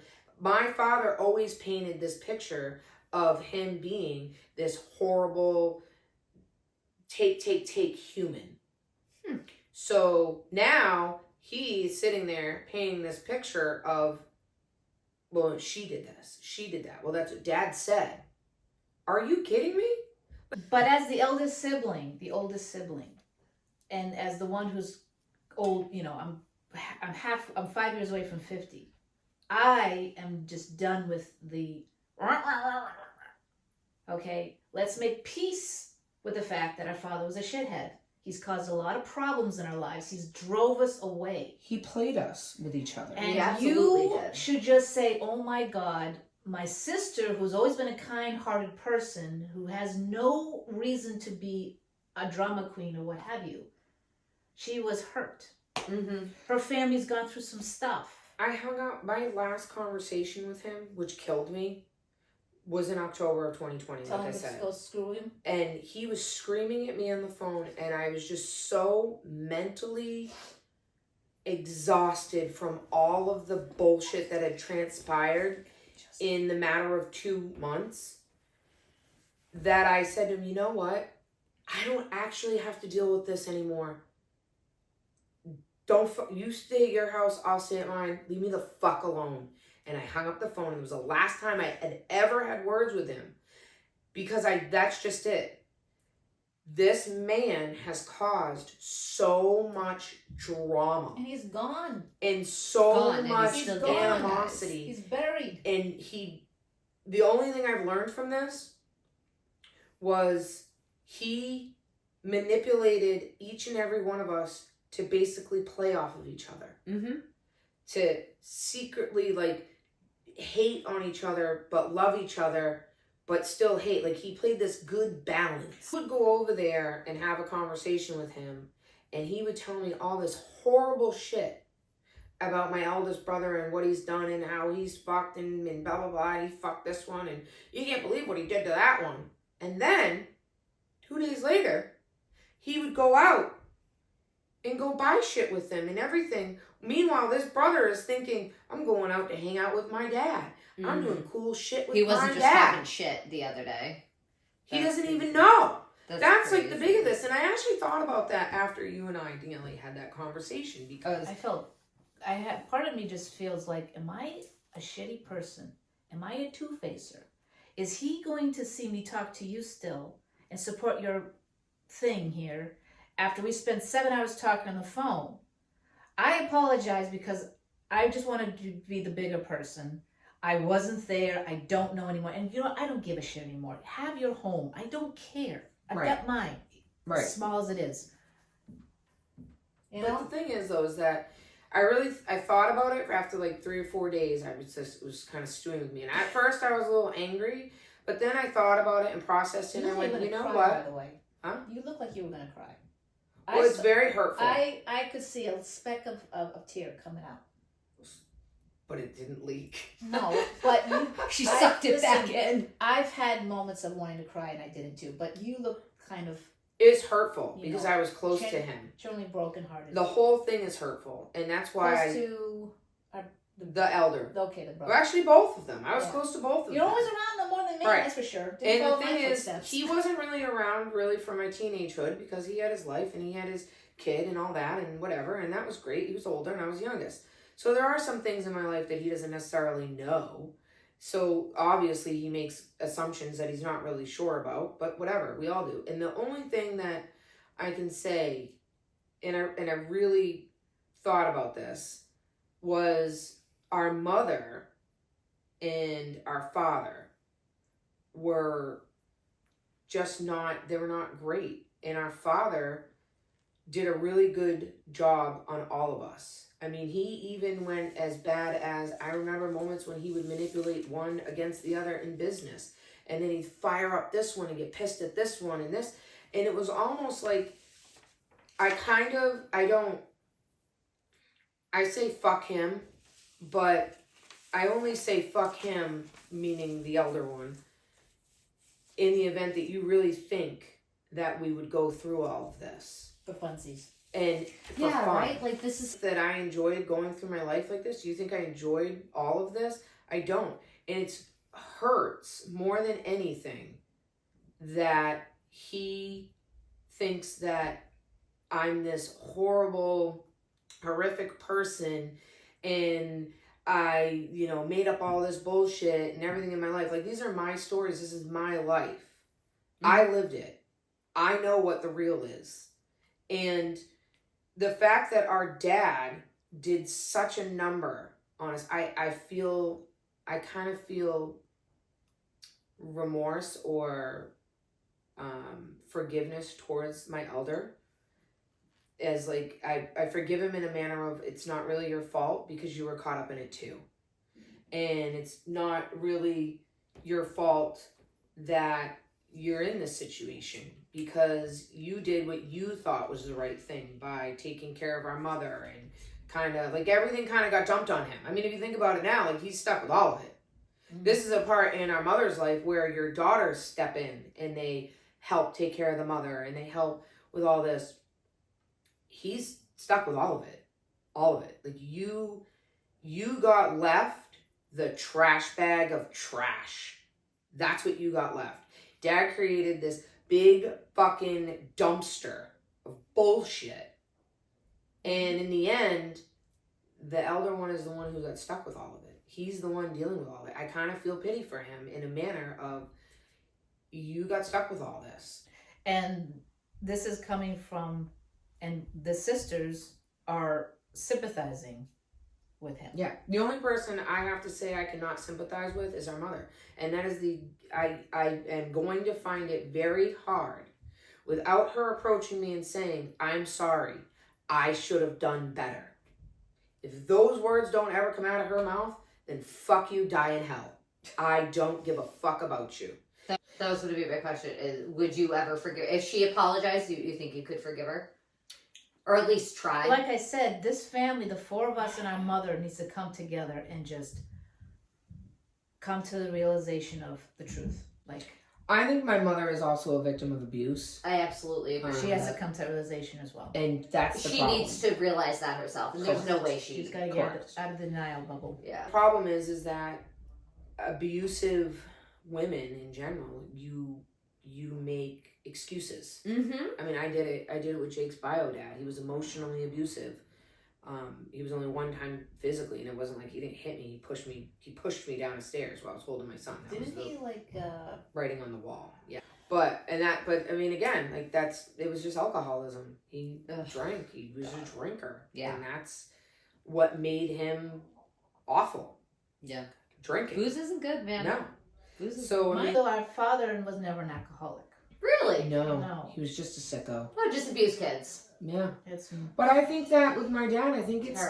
stemmed a lot when he was younger. well, we don't know for sure. Because but Do you think he was abused? I think I don't- something must have happened. He was the youngest brother of.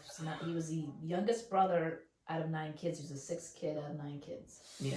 I don't think he was.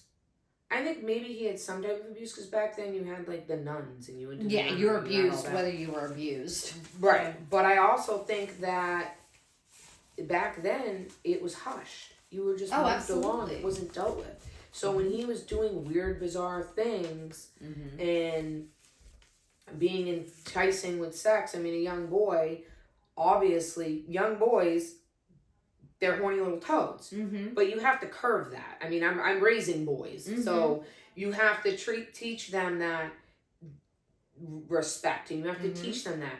None of that stuff was talked about back then. My dad was born in 1939. Do the Yeah, math. no. Different, completely Do the math different. on that. He was never. He was slapping women on the butt because, that's how you say hello. Like, Right. Like, yeah. it's not a thing. And women, back then, you just obeyed. oh, yeah. You didn't, I mean, shit. William's grandmother got arrested for showing too much leg in the 50s. That's so hilarious. that's the era that he grew up Yeah. in.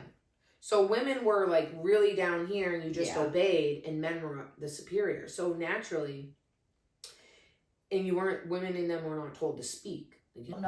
I don't know too much about him prior to his to when he met my mom. So prior to his marriage, don't know much about him. We Really? can only assume that he, because of the time, and maybe he was like not thought of being the youngest boy, the sixth kid out of 9 kids. You know what I'm saying? We're just going off of what we think could have happened. We're not accusing. Yeah, just conjecture. We're not. We don't have facts. Right. We're just assume, just in case anyone thinks that we're accusing. Oh no. No, I only know that These are our opinions. Yes, like I said, he had a whole life before he met my mother. It's interesting that you don't know much about that before. I mean, I also never really. Sorry, Ange. I honestly really never looked into his history, nor did I. Part of me didn't believe anything he said. Yeah. Well, that's You know the what I other mean? thing. He felt always like had a was different story. I think he was a liar in general. I don't really know. Well, you have to be. I had a feeling that he just wasn't telling true stories and shit. Right. Well, as she said, he was always, and that's why I say, like, I really feel bad for, I feel bad for our other siblings, because, especially the elder one, because he basically was manipulated into fuck them, fuck this, blah blah blah blah, and he's never actually been able to think for himself in a manner, because he's always had the manipulation. I mean, you listen to his story of something, and then you'd listen to Dad's story, and then it was always opposite. Dad would always say that he's the shithead and the taking advantage of, and this, that, and the other, and then you listen to him, and he's like, no, we made a deal, and I did this and this and this to honor our deal, and both, like, that's how it went. I mean, in a sense, I kind of think of it like my eldest son, and like when he bought his 4-wheeler. People are like, wow, he's got all this nice stuff. Well, what you don't know is that he actually had to pay for that 4-wheeler. He actually had to do this. Do we know? No, we'll never know what the real truth was, because you'd never get the truth out of Dad. There's 2 sides. Even if he was alive. And this one would end up fighting and fighting and fighting and screaming and yelling in order to prove his point. And this one would just, that's not what happened. It would always be a manipulative situation. So now, with him being deceased, you have the opportunity to just don't feel bad, shame. There's no shame in Mom admitting that she was abused, that Dad did what he did. There's no shame in admitting Dad was the problem here, because we're still alive and we still have quite a few years to live here. She doesn't. She's going to be 70 in January. Don't know how long, she might live past 86 like her dad. Who knows? I don't think she doesn't have time to be like constantly holding a grudge against us. I can only, I don't feel bad for her, but I do at the same time. You know what I mean? It's like a mixed bag. It's like, I feel bad because she lost you guys and she was abused, but at the same time, she let it happen to an extent. You know what I mean? But I can forgive her, I can forgive if she can just admit, you were abused wife, and knowing that my father had a temper, and my own child has told me he would do things, my mother would catch him doing something and he would tell her to shut up. Yeah. So I can forgive her because I think she wasn't strong up against him. She couldn't just leave the house and go. Where's she gonna go? She was a victim. You know what I mean? I think she was also too proud to admit to her own family he's a bad dude. Probably. And the other problem is, I've had friends that have been in an abusive relationship, and on the outside, you'd never know. Yeah. And then one day I call them and I'm like, oh, hey, I didn't see you at the restaurant, where were you? Oh, I'm no longer there. I left in the middle of the night. Who knew that she was being tied up in the basement every time she let her kid go out somewhere and he said no and she allowed it, that he would tie her up in the basement and beat her? Like, nobody knew. That's crazy. This is a woman who would, walk into a room and she would just fill it with joy. You never know. So in a sense, like, I can understand my mother, because I've seen other people like go through it, and you just you buckle down and you just shut up and do it. But when we were adults, you had every opportunity to walk the fuck away. Yeah. No, If I she- think any one of you would have helped her. Well, the thing is, she actually had strong kids. Mm-hmm. And especially my older brother and I were very strong-minded, strong-willed humans. That's probably why him and I were actually, a lot of people say we're exactly the same human. Oh. The thing is that if she would have said, I can't deal with this anymore and I need an out. You guys are all older now, you're all on your own. I need to live my life and get the fuck out. Mm-hmm. All four of us would have, especially me and my elder, maybe not my elder so much, but he would have. Mm-hmm. You guys would have figured it out. We would have figured it out. We would have hunkered down and said, what are we doing about mom? Mom wants out. And this is what's going on. And if she said, listen, I've been dealing with this for this many years. This is what's going on. I can't take it anymore. We would have helped her. Absolutely. And that's the thing. And when all this went down, that was also her opportunity to say, I'm done. I'm done. And she didn't. She has successful children. She has children that would have, if it was a matter of the house, fuck it. We would have bought it. We would have figured it out. We would have made sure that she never was out on the streets. We would have helped her if she had the decency to say yes. But instead, you tried to shame us. I never spoke to her. She showed up on my doorstep one time and she brought me a box of bullshit. And I think it may have been her way of trying to reach out to me and talk to me. Mm-hmm. And I looked at my husband and I said, you can walk outside and get that and then tell her, don't ever fucking step foot on my property again. Yeah. And I was very cold, very shut off. Danielle actually went and met with her physically in a park to talk to her. Mm-hmm. And you shamed her for protecting her daughter. That was your opportunity. That was your moment. That whole shit was your moment. You had every single fucking resource. And I'm not saying like my husband and I weren't like wealthy or anything at the time, but we were well off enough that if my mother was in that bad of a situation, all of us would have made it work for her. Mm-hmm. You didn't have to stay. No. And you didn't have to deal with it. No. You didn't have to protect him at that point. We were adults. Yep. Adults. We had our own house. We lived by ourselves. You did not have to protect him. Because let me tell you something. If that was my kids and that shit came out, first of all, he wouldn't have been leaving. My husband would never have been leaving. He would have been leaving in a fucking body bag. That's what Absolutely. would happen. Not even a second thought. Not even. So, that's the thing. Like, so could I forgive my mother? Only if she actually apologizes. Genuinely feel sorry. Yeah. Not saying it just so she can say it, but genuinely feel Actually, sorry. seriously. I mean, I can't imagine what her life is like right now No. on a daily basis. She doesn't work anymore. And knowing my mother, I can't imagine either, like how she is right now. She's not an independent individual. And she's got medical issues. Mm-hmm. Right. She's going through it.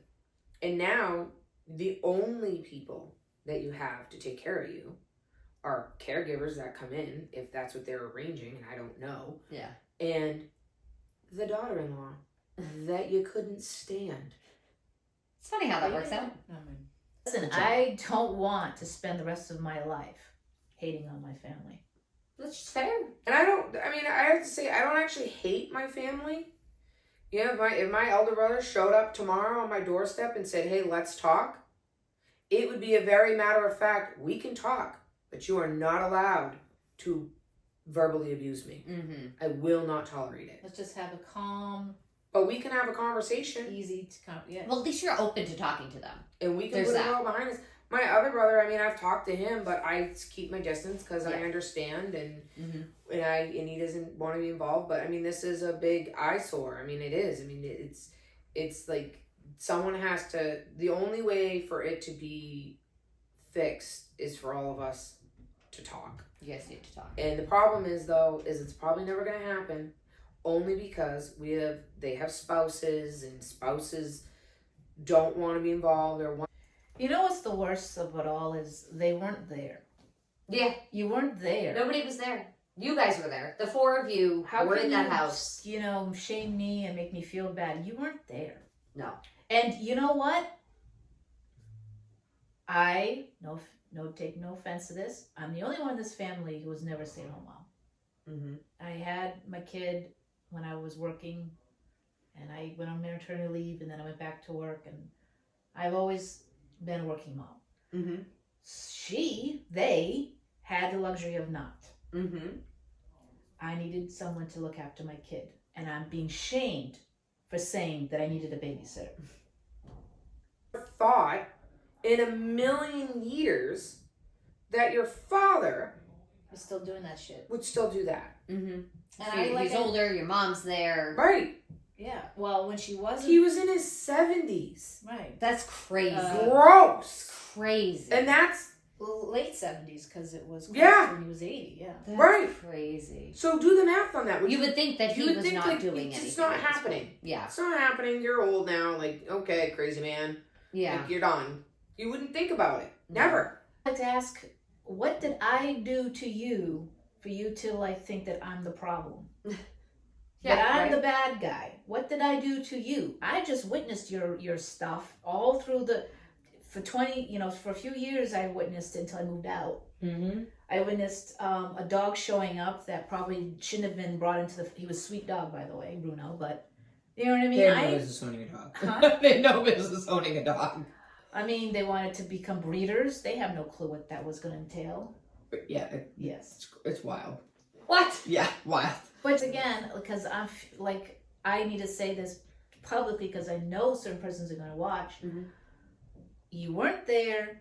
You didn't live the experience. Mhm. You don't know how I was feeling. And I want you to put on your thinking cap and turn on the logical part of your brain. I was the quiet, to herself sister. Why would I just out of nowhere say, "Oh, Dad did this to me"? You wouldn't. You You wouldn't. know what I mean? Dad's gone. I'm sorry, he's dead. Mhm. And you think at please this don't point- waste the rest of your life, not wanting to talk and just resolve it and make peace and close this chapter so we can all move on. We don't have to have big parties anymore. Like, you guys don't have to come around. Do you know how hard it is to? But just talk to us. Let us see our nephews and do you know how hard it To is? not have, it took me a really long time to figure this out. When you finally let go of the drama and you finally let go of the hatred and you finally let go of anger and you're trying to fill it with joy, you kind of have more peace in your life.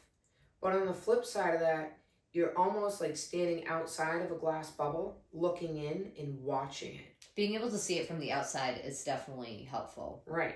But it's hard. It's really is. hard to let it go. Like, I try to explain this to my children recently. She's like, "Do you believe that?" I said, "Leave it alone. It Why might do take you, why you do you a while. care? Yeah. Why do you care?" I've been living in this world of, if it doesn't directly affect me or anybody in my house, I'll fucking care. You I care. don't care. We can all agree here that our father was a great manipulator. Mm-hmm. Yep. I think at the end of the day, that's what it comes down to. Is he manipulated the crap out of all of you. Mm-hmm. And also, look at it. Also, like, any jealousy should be gone because, you're all three are successful. You got businesses. You have houses. Yeah. I don't have a house. I have the condo.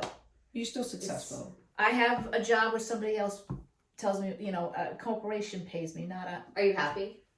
I'm trying to work on it. Well, there you go. I'm That's trying what most people So- would say. I'm trying to work on doing something else and sticking long term. My point is, like, there's been jealousy in this family, and they look at Angie like, oh, she's showing off this and that. You know what? I don't care. You want to have a $200,000 car? Go for it. I don't need it.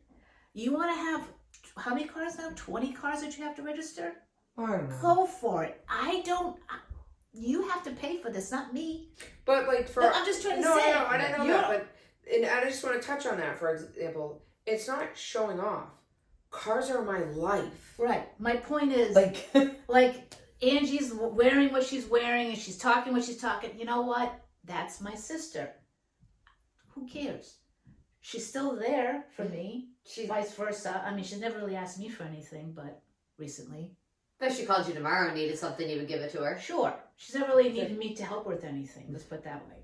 My point is, the She's jealous just bullheaded over there. Didn't need anything from anybody. Listen, my husband and I just had this conversation. He says, "You're a little too independent." Reel it in a little bit.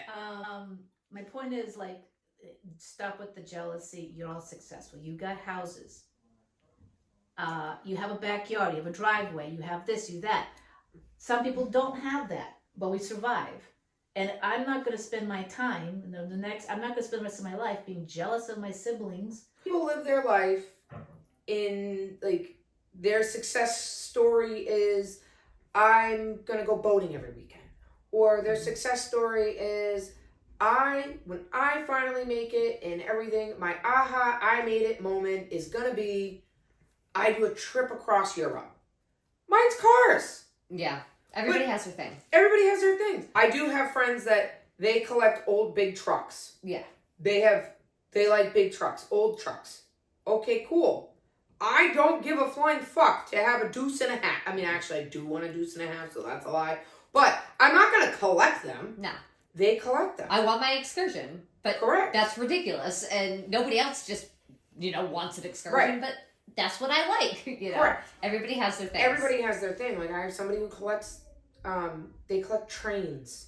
My father-in-law's have a train set. Trains. Trains. And to him, his success is being able to play with all of his trains. Yeah. My husband and I just happen to love cars. And it's just And it works. And that's why him and I work so well together, is we have the same likes, loves, and interests. Exactly. And cars is what it is. But my point is, like, a lot of the drama was also, like, upset about how your sister acted, this and that. And it's like now, It was an aunt. many years later, that's my sister. Yeah. That's who she is. That's your sister. And it's not like she's going to force me to, like, start wearing this and Change, though. Like, I could literally wear this one day, and then later I could wear a mini skirt, and then next day I can wear ripped jeans. Like, I haven't changed. It depends on what fucking mood I'm in. Yeah. See, I What have you one want. mood. Jeans and a shirt. Like, if I'm going out in the yard, I'm throwing on a hoodie and some yoga pants. Yeah. If I'm going in a tow truck, I'm wearing my Timberland boots, hoodie, and yoga pants. Like, it's what it is. For a while, I just wore stiletto black high heel boots to work. Because that's what I felt like wearing. And that's totally fine. It's not... Everybody thinks, oh, you're trying to paint this image. No, I literally... A friend of mine said it the other day. She goes, you want to know why we get along so well? I said, why? She goes, because you don't really give a fuck. You're just you. She goes, you are who you are, and that's why I love who you are. She said, you and I literally just had a whole conversation about taking shits. I said, oh yeah, we did. And then the next day, she's like, we had a heart-to-heart about me moving. And then the next day, we talked about this. And then the next day, we didn't talk about shit. We just sat there laughing the whole time. She was, because that's what we needed. She was like, you are one of the only individuals I think that I could genuinely send just about anything to. And you're going to go, okay, where is this going? Okay, I'll bite. She said, but that's who you are. And it took me, I guess I've been around a lot of people in my life, and a lot of diversity in my life, and I've traveled and I've seen things, so now it's like, everybody walks a different path. And at one point in my life, Keep going. At one point in my life, I did decide enough is enough. I'm not gonna judge you for how you dress. I'm not gonna judge Candice how she dresses, because that's who she is. I'm not gonna judge my kids. Like, and I truly think it was my daughter is the one who really made me have that, because so many people judged her when she was little as, oh, look at her, oh, look, she's swearing again, because she would wear Cinderella heels. She was fucking fabulous. She was fabulous. She was the most fabulously dressed little girl ever. Awesome. And she would wear her Cinderella heels out and whatever and this, that, and the other. And she would just be her. She just, seeing the world through her eyes made me realize that you don't need to judge shit. It is what it is. And everybody, and the other thing is, like, you don't know. Like, I don't know the footsteps that you go through in your household. I don't know the footsteps you go through, and you guys don't know all mine. I think you know. You're married to the same person. Right. But with that being said, it's a thing. Like, yeah. And yes, I do love my cars.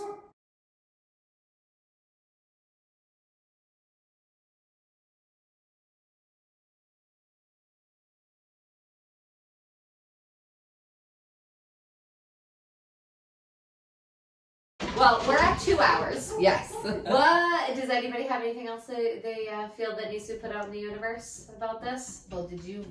No, we're good. Okay. We had all the points. We really did. We worked through all of the stuff. I think. Like everything that was on there. I feel like we hit everything. I'm sure our listeners have other lingering questions that you guys can all comment and ask or whatever you want. Wait, let me say my thing. Okay, go. This has been Hot Rod Mess. I'm Candice. And I'm Angie. Yay, we did it right. And this is Danielle. So after all of our blah, blah, blah for the last 2 hours, maybe I'll cut down to like an hour and a half. We'll see. But if you have any questions for us, we're happy to answer. Send us an email, hotrodmess@gmail.com, or reach us on our website at hotrodmess.com. And I'm sure we'll have Danielle back again because this is our second time, and you're fabulous to have. So, you are. know, You're amazing. We very much like, yeah. So if we get some good listener questions, would you be happy to come back and talk? All right, cool. So send us your questions, guys. Facebook, everything. We're everywhere. So everywhere and anywhere. With that, say your line, lady. Peace out! Got you know the line now? Yeah, I've always been saying that at the end. Always.